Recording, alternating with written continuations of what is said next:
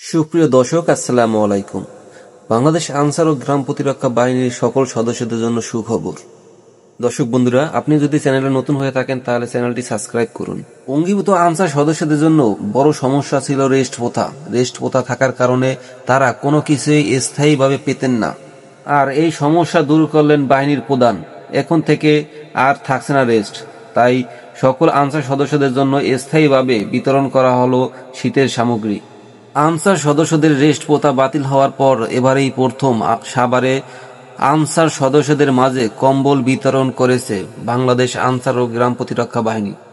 বাংলাদেশ আনসার ও গ্রাম প্রতিরক্ষা বাহিনীর ঢাকা জেলার জেলা কমান্ড্যান্ট মোহাম্মদ মোস্তাক আহমেদ কম্বল বিতরণ কর্মসূচির উদ্বোধন করেন। এছাড়াও বাংলাদেশ আনসার ও গ্রাম প্রতিরক্ষা বাহিনীর মহাপরিচালকের নির্দেশনা মোতাবেক নারায়ণগঞ্জে অঙ্গীভূত আনসার সদস্যদের মাঝে কম্বল বিতরণ করা হয়েছে।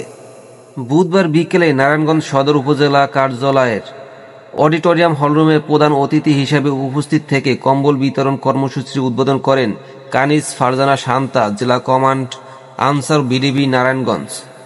গত বুধবার বিকেলে সাভার উপজেলার বিভিন্ন গাড়ে অঙ্গীভূত 946 জন আনসার সদস্যদের মাঝে এই কম্বল বিতরণ করা হয়। এ সময় বাহিনীতে দীর্ঘদিন ধরে অক্লান্ত পরিশ্রম করা সদস্যদের প্রতি কৃতজ্ঞতা প্রকাশ করে জেলা কমান্ড্যান্ট বলেন, দেশের সামাজিক উন্নয়নে নিয়োজিত থেকে রাষ্ট্র ও সেবা সামাজিক নিরাপত্তা নিশ্চিত করতে গুরুত্বপূর্ণ ভূমিকা পালন করছে এই সকল আনসার সদস্যরা। আরও বলেন, বাংলাদেশ সরকার ও বাহিনী সবসময় তাদের পাশে আছে ও থাকবে। তিনি আরও বলেন, বাহিনীর মহাপরিচালক মেজর জেনারেল আব্দুল মোতালেব সাজ্জাদ মাহমুদ তার নির্দেশনায় বাহিনীর সদস্যদের সুযোগ সুবিধা বৃদ্ধির একটি অংশ হিসাবে স্থায়ীভাবে গার্ড আনসারদের কম্বল বিতরণ করা হয়েছে। সামনে বাহিনীর সকল সদস্যদের জন্য আরও সুযোগ সুবিধা বৃদ্ধি করা হবে বলে জানান তিনি।